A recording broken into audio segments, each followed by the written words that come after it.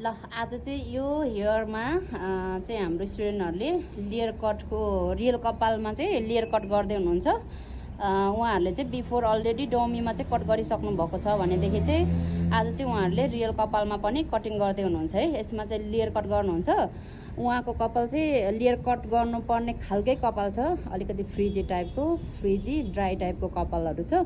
अब यो हेयरमा चाहिँ उहाँहरूले लेयर कट गरेर फाइनल रिजल्ट देखाउनुहुन्छ। अहिले चाहिँ यस्तो छ, अब फाइनल चाहिँ कस्तो गर्नुहुन्छ हजुरहरूले हेर्नु है त। बिफोरको चाहिँ हेयर यस्तो छ, आफ्टर पनि वेट गर्नु होला। A few moments later.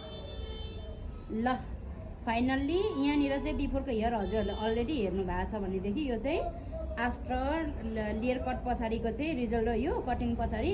अब यो हेयरमा चाहिँ उहाँहरूले लेयर कट गरेर चाहिँ सेटिङ गर्नुभएको छ है साथीहरू, देख्न सक्नुहुन्छ। यहाँदेखि लेयर बसेको छ उहाँको। लङ चाहिँ अघि हाम्रो कत्रो थियो हेयर, अहिले भिडियो हेर्नै पर्छ। हल्का मात्रै लेन्थ चाहिँ गएको छ भनेदेखि यो चाहिँ स्टेपिङ चाहिँ माथिबाट बसेको छ है यहाँदेखि।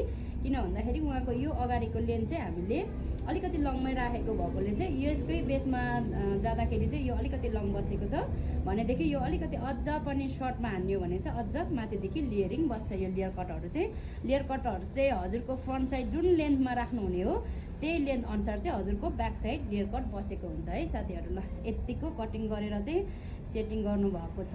फाइनल रिजल्ट चाहिँ यस्तो निकाल्नु भए हाम्रो स्टुडेन्टहरूले एकदमै राम्रो फिनिसिङ निकाल्नु भएको छ। एकदमै वाउ देखिरहेछ कि छैन भिडियोमा, हो देखिया छ। ल फाइनल रिजल्ट है यो चाहिँ। ल